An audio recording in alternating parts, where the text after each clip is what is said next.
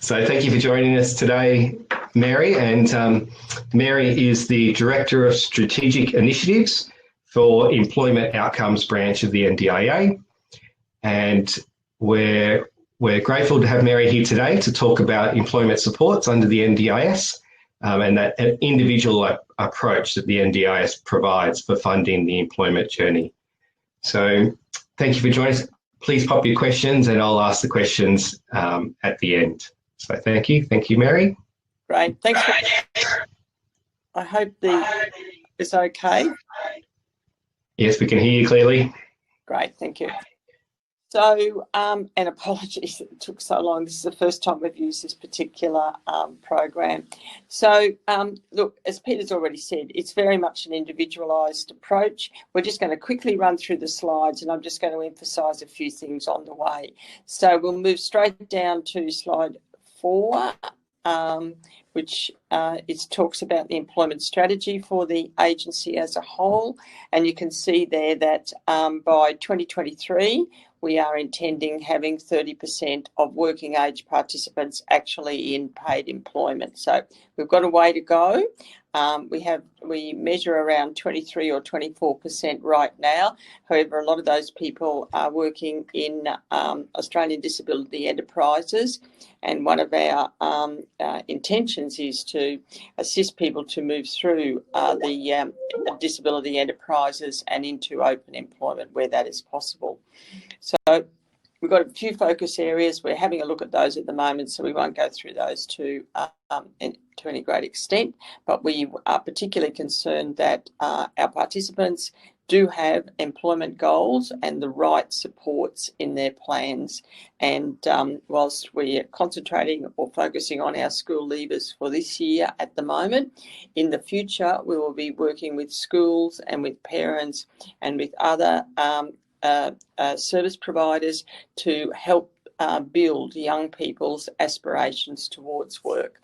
And then, of course, we've got to work closely with our service providers to make sure that they are able to deliver in the model that we consider to be appropriate for individual participants. So, moving on. Slide 6. Yep. And so that, look, there's lots of options, and a participant can ask through their planning meeting to obtain the necessary support for whatever pathway they choose. And you can see up there on that slide, it could be an apprenticeship or a traineeship. They might want to work that independently with perhaps just the support of their family, starting with some volunteering, looking at school leaver employment supports, which basically from the NDIS perspective is purely building a budget for a person to then go and individually design with a provider or several providers the type of supports that they will need to actually build skills to get into employment. We do have other employment related supports as well, such as assessment and counselling, and then ongoing assistance to find and keep a job.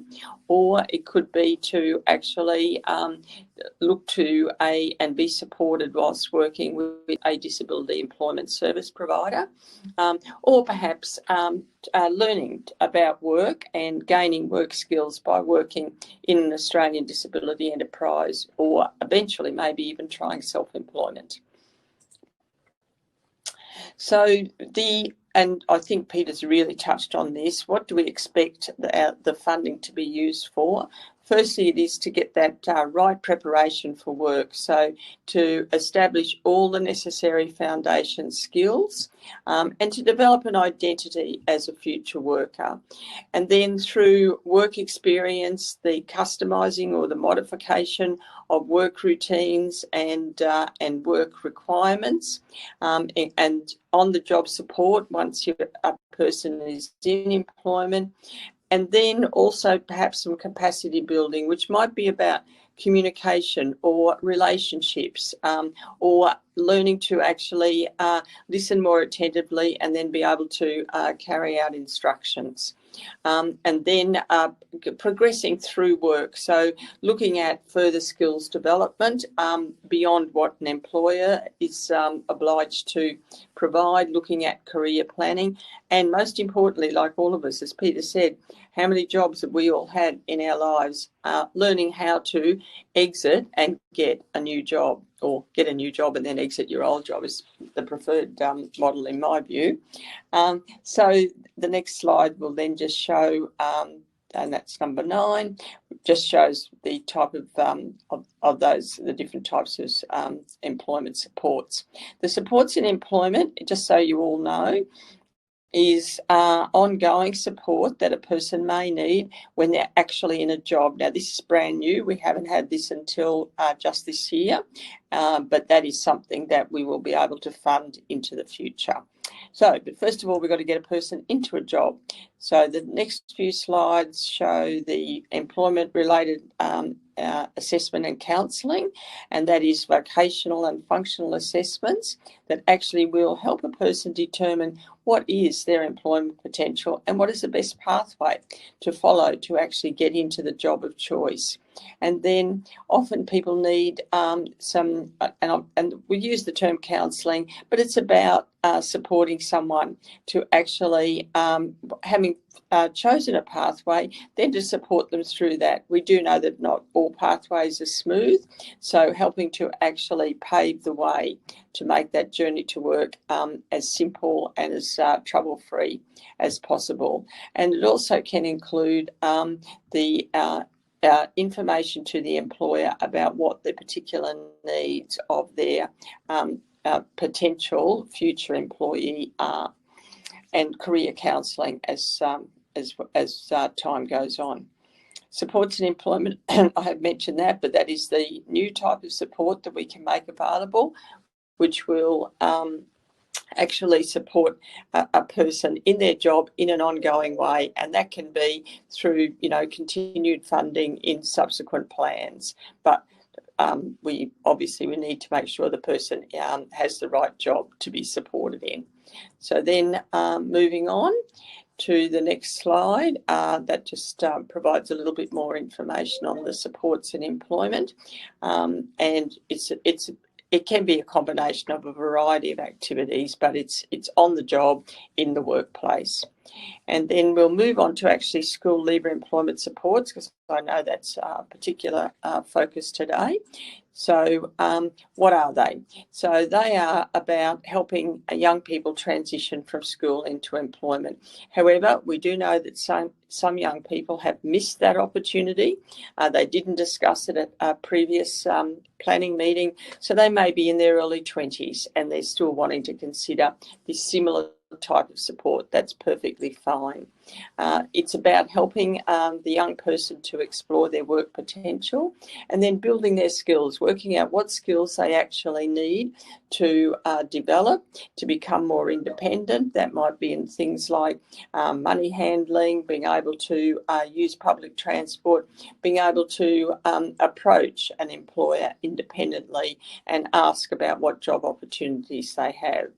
And then we do the practical on-the-job experience, or trying and testing, is very important for people to actually develop an understanding of what the demands of work are, and also what actually suits them, what is the best job match for them. We generally are funding this type of support for 2 years, but it's not impossible to have additional funding, but what we need for that is to know exactly what the goals are, whether they remain the same, and where the person has progressed to in order to build their next plan appropriately. The most important comment on that particular slide is that it's not a one-size-fits-all. It's very much about an individualised approach that actually is meant or is intended to meet the needs of each individual participant. So I've already said that usually final year of school, some of you might be in year 11 now or have a young person who's in year 11, they could start to consider what they're going to do throughout their final year of school and whether they may need some support for on-the-job work experience, which would be in addition to what the departments of education can offer, or it could be that they want to try part-time work like a lot of their peers. And then once the person is finishing school, we definitely want to have information that will enable us to build plans that will help the young person to actually develop the skills in the years following their leaving school. It's very much an individual decision. Like we are not dictating when such funding should go in plans, but we do, more than encourage, we request that our planners and local area coordinators absolutely have a conversation about what is life after school going to look like when a young person's coming up to the 17th or 18th birthday. We prefer it to happen whilst they're still at school because we don't want to have a gap. We don't want to lose young people into continued unemployment because they haven't been able to get the right support to make the transition from school life, which is a very, very, very organised arrangement. And all of a sudden, that a young person at age 18 is expected to be making decisions about just what they do on a daily basis. So helping to actually set all that in place is really important. So the next slide will just show you a picture of some of the things that should be happening. I heard Peter already mention about discovery. That is really important. So that's where you go out, and that's where relationships between a provider and local employers is really useful because it can provide those opportunities to actually try out what the person might like to do and to actually see how workplaces operate, which may be something that is foreign to them. Looking at the work experience and range of settings, really learning how to be a good employee, to take instructions. I'm still learning that part. And then travel training. So actually learning to, use public transport. You don't want mum or dad you don't want a young person relying on mum or dad to actually get them to work. It's not the usual practice. Okay, so when a person is looking at their planning meeting, I hope you all know about the booklet called Let's Talk About Work. We're just on slide 19, John. Sorry, I moved on. Yeah, we'll need to keep going a little bit. Yeah, next one. Okay, so preparing planning meetings booklet, and that young people are being assisted by current providers, by their teachers, by school counsellors and by parents to actually look at what they're going to talk about in their planning meeting. I have been at sessions with young people, their parents and school teachers, and they have reported that working their way through this booklet is really helpful to helping to shape their own thinking about what are possibilities into the future. So moving on to 20. And then also, what do you need for your planning meeting? Apart from working your way through that workbook, also what school reports do you have? Do you have any career transition plans? Are there functional assessments that you may have had completed by health professionals who've been working with a young person, including things like a vocational profile? If someone's been involved in work experience, having some reports from that, they're from those employers, any references that they actually have, and that might be from their part-time work. It could be from, say, a sports coach, and then making sure that the person is able to bring all of that together and along with their workbook to actually have an informed planning conversation when it comes that time to complete their plan. The next thing is about then getting the right provider. So we are really encouraging people to exercise their choice. This is what NDIS is about. It's providing that opportunity for every participant, but in particular young people, to start thinking of themselves as a young adult and to start thinking about, who do I want to work with? Because they don't have to go to, as they did under a lot of the old block funded arrangements, they had to go to a particular provider. That is no longer the case. The choice is the person's and their parents. So how do you find out who's a good provider? So talking to local area coordinators, they know a lot about what's going on in the local community. Or if the young person has their own support coordinator, getting them to help in the selection of a provider. Going online, seeing what employment service providers are saying about what they have to offer.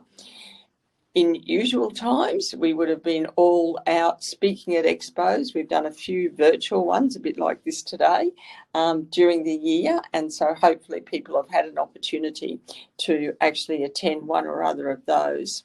And then going and actually speaking to participants who may have been a year or 2 years ahead at school and finding out what their experience has been. Who are the ones that they found to be good and those that they would prefer they'd never actually met. And then what we've done is, and it's published on our website now, we have what we're calling a comparison worksheet, and that enables the young person, their parents, to go and ask particular questions of providers and then to compare what kind of responses they got.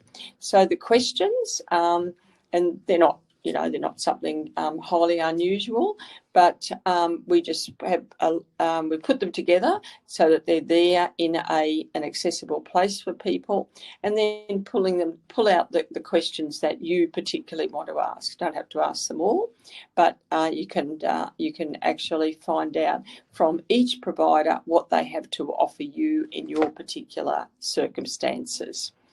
And that is another opportunity to say, well, can I come for just a tester?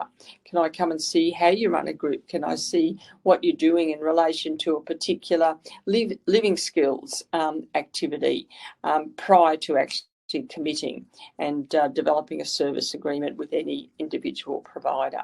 So on our website now, there's lots of resources. So feel free to go and browse and then look through things. If you've got any questions, you can always send them through to our inquiries inbox, and that will come into someone in the actual employment team.